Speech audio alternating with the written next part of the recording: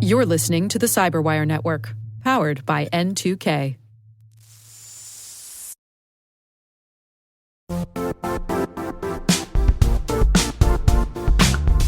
Is your AppSec program actually reducing risk?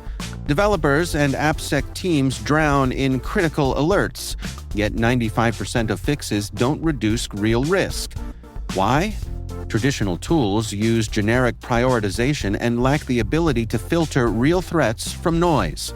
High-impact threats slip through and surface in production, costing 10 times more to fix. Ox Security helps you focus on the 5% of issues that truly matter before they reach the cloud. Find out what risks deserve your attention in 2025. Download the Application Security Benchmark from Ox Security.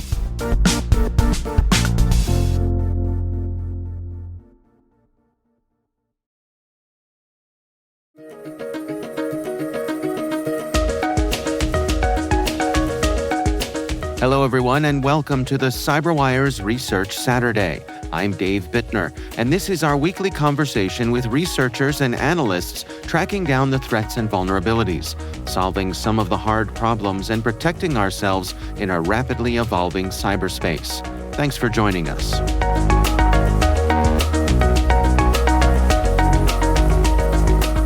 Part of what we do on our team is we regularly research end-day vulnerabilities in major software vendors. And a lot of our customers use firewall appliances like the SonicWall devices.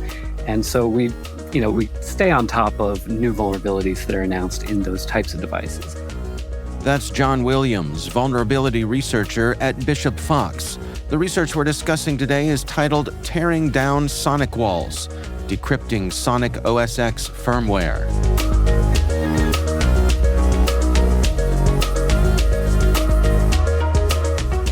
And with SonicWall in particular, we had done some research on them in the past. We, kept up with a lot of what was going on with SonicWall. But when they upgraded their platform to Sonic OS X, suddenly we didn't have access to the underlying file system anymore. They rolled out a new version of encryption to protect those images. And so we took it upon ourselves to do the research to try and reverse engineer that encryption so that we could continue being able to research new vulnerabilities when they were announced on that platform. Well, let's go through that together. I mean, you mentioned that they enabled encryption here on their firmware. Why would they do such a thing, and how does it work? Sure. Well, it's pretty common for vendors of appliances like these to use some type of encryption on their firmware images. The reasons why it can be hard to speculate, but I'm sure that the general thought is it just slows down people who are trying to gain access to your files. It slows down reverse engineers. And that much is true, but as we've seen, it rarely actually stops them. And SonicWall had used encryption on their earlier version of Sonic OS, but other researchers had succeeded in reversing that, and there were decryption tools available, which that's what we had used until they released Sonic OS X, at which point we had to do our own research to figure out how to gain access again. Well, let's go through it together. What were some of the challenges that you all faced as you made your way through decrypting this firmware? Sure. Well, it started off as pretty much as you would expect if you're familiar with, the way encryption often works on these. And what that means is we started with a virtual machine image, right? Once they released a VM, it makes it much easier to actually access the static assets. And when you unpack that virtual machine, you basically end up with several volumes that get mounted into the virtual machine at boot time. And in our case, for SonicWall, there were only two that mattered. One of them contained the firmware itself as just an encrypted package, and the other one contained a bootloader. And in a scenario like that, we would expect that, well, because it's a virtual machine, the keys to decrypt the firmware must be somewhere. And if all we have is the encrypted package and bootloader, then the keys are most likely going to be somewhere within that bootloader. And that initial assumption did turn out to be correct. However, it took a lot more, it was a much more complex process finding them and retrieving them than we first expected. In fact, I like to joke that it's one of the most CTF-like challenges that I've ever actually seen in real life. That's interesting. Are there details you can share with us about that process? Yeah, I mean, we lay it all out on our blog, so you can go through it on there if there's anything that's not clear from this conversation. But they, looking at it from a high level, the idea is that we had to unpack the bootloader. We had to extract an initial RAM disk from that. Within the init RAM volume, we found an encrypted installer package. But fortunately, because it was a virtual machine, the key for that installer package was also within the init RAM volume. So we decrypted the installer volume, and in there, we found a pair of key encrypting keys, along with a lot of bash scripts that actually handled the process of decrypting the firmware and installing the initial file system when you first set up the firewall. And so once we had recovered those through the process of reverse engineering, we figured out how the decryption worked, and we were able to use the key encrypting keys to extract key material from the firmware image, decrypt the actual keys that were used for the encryption, and then use them to decrypt the package, that was contained within the firmware bundle itself. So it was multiple layers of encryption all kind of piled on top of each other. Yeah. But once we got through all the bash scripts that explained it and had a good, clear sense of how it worked, we were able to automate the process of doing all of that in reverse. So, as someone who admittedly has only a passing knowledge of how encryption works, when you're looking at something like this, is it fairly easy to establish? I guess I should ask it a different way. How hard is it to establish exactly what kind of encryption you're dealing with? Sure. Well, it depends a lot on what your target is and how you are determining the type of encryption used. In this case, because it was mostly bash scripts, once we had gotten to the point where we had access to those scripts, the rest of it was fairly easy to understand. It was a long process because there were so many scripts working together. But in the end, they were using OpenSSL with AES keys, and those are pretty common, encryption techniques. So once we found those commands, then it was easy to understand what was going on. It was just a matter of digging them out of some really deeply nested functions. And so, how would you rate the sophistication of what SonicWall was doing here? That's an interesting question. I'm not sure sophistication is necessarily the right word. Okay. Because it was really it was more complex than it was sophisticated, right? Persistence. Yeah, if you just Yeah. pile more layers on top of it, does that make it more sophisticated or just more annoying to reverse engineer? Right. No, that's interesting. So you get in and you're successful at decrypting this. What happens next for you all? Well, so we released a tool called Sonicrack, which automates the process of extracting the keys from the virtual machine image and then decrypting the actual firmware so you can access the root file system. We wrote this tool to simplify the process so that in the future, when we do want to research new vulnerabilities, especially if there's a new NDAY that is dropped, we can very quickly pull out the binaries that matter from the root file system and be able to, for example, run them through a patch diff process and understand what code has changed between the two latest versions, which makes it a lot easier to find and write an exploit for a new vulnerability that's come out.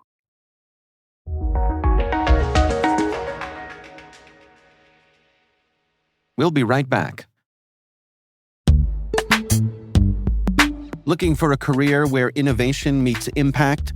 Vanguard's technology team is shaping the future of financial services by solving complex challenges with cutting-edge solutions.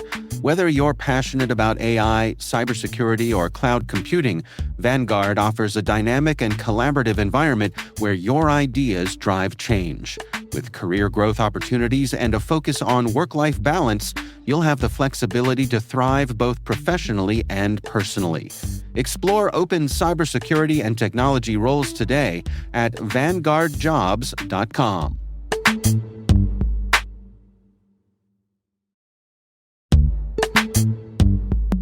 Investigating is hard enough. Your tools shouldn't make it harder. Maltego brings all your intelligence into one platform and gives you curated data, along with a full suite of tools to handle any digital investigation. Plus, with on-demand courses and live training, your team won't just install the platform.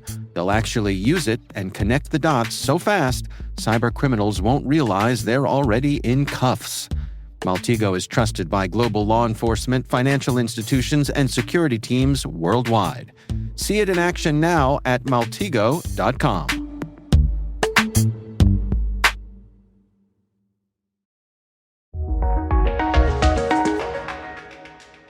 And what sort of vulnerabilities or security concerns did you all uncover here?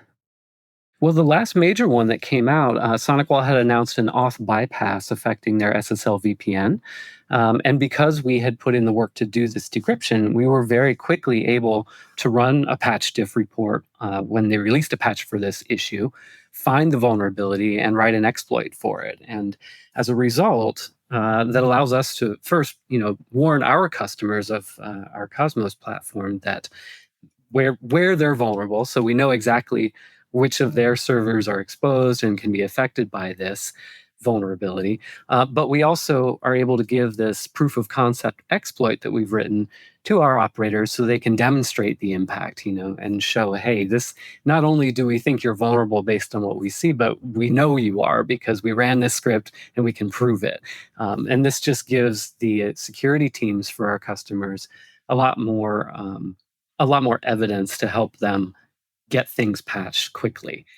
So for us, it's all about trying to make sure that we are finding the vulnerabilities and exploiting them so that we can demonstrate impact and get things fixed before malicious attackers do the same thing. Well, help me understand it, like some of the conversations that go on behind the scenes with you and your colleagues at Bishop Fox, because Mhm.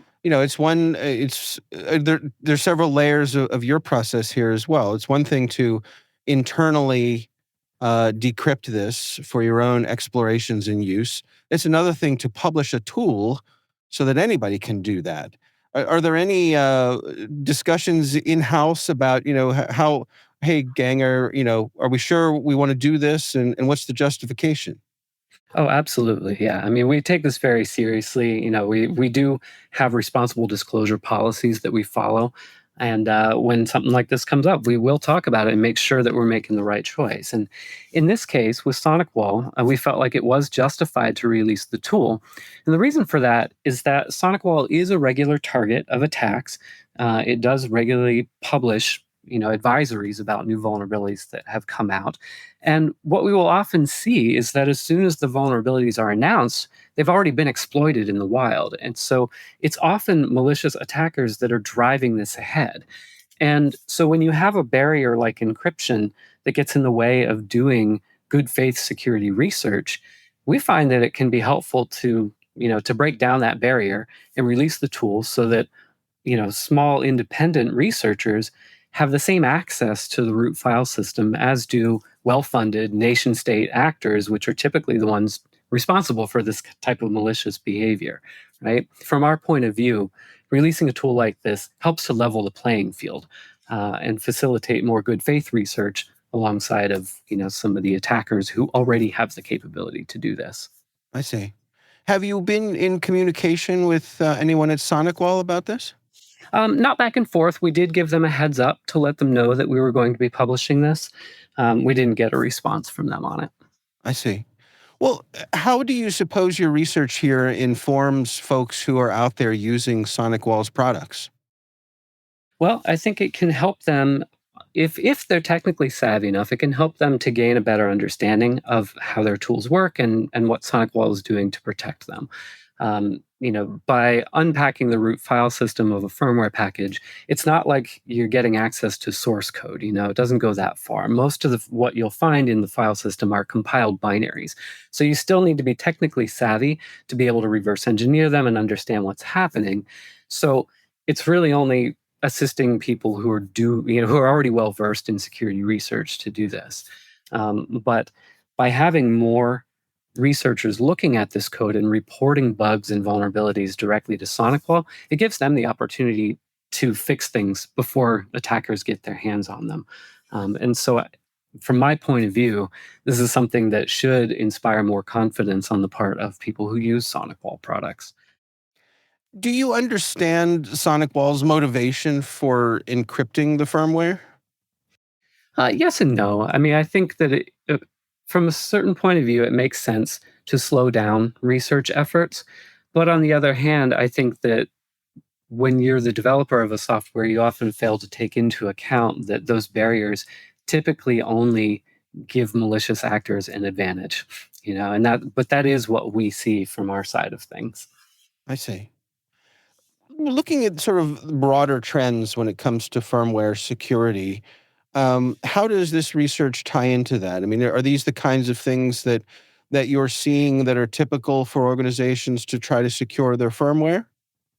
Yeah, it's pretty typical. I mean, not all companies will go to the same length of piling on, multiple layers of encryption, but it is pretty standard. When we look at other vendors in the firewall space, they will usually have some kind of basic protection around their firmware images. Not all of them, but it's we would usually expect it. Is firmware an area of security that you feel people that it gets the attention it deserves? I think it does, yeah. Particularly for these larger vendors, the ones that really kind of dominate the market with hardware appliances, that are used to protect corporate networks. From where I sit, I see a pretty even spread of attention across them, both from good faith researchers and from malicious attackers. But we regularly hear from other vendors in this space, so it's definitely not just SonicWall that we're picking on here. Sure. Well, based on the research here, what are your recommendations for the folks out there who are using this kind of hardware? Any words of wisdom for them? Well, the main advice for consumers of this technology is it's the same as always. If you have a firewall device deployed on the edge of your network, make sure the management interface is not exposed, because anytime there's a vulnerability, affecting that side of the device or those components, having it exposed to the public internet just leaves you vulnerable, and there's no need for it to be. Even the vendor advises make sure your management interfaces are only facing your internal networks. We still see way too many devices misconfigured that way on the internet. But when it comes to other vulnerabilities that also affect, like the SSL VPN component, that gets a bit more tricky because that interface is designed to be public facing.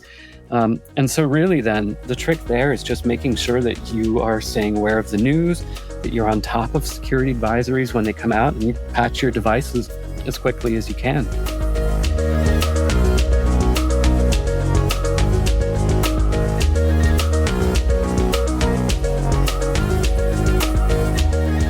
Our thanks to John Williams from Bishop Fox for joining us. The research is titled Tearing Down Sonic Walls, Decrypting Sonic OS X Firmware. We'll have a link in the show notes. And that's Research Saturday, brought to you by N2K Cyberwire. We'd love to know what you think of this podcast.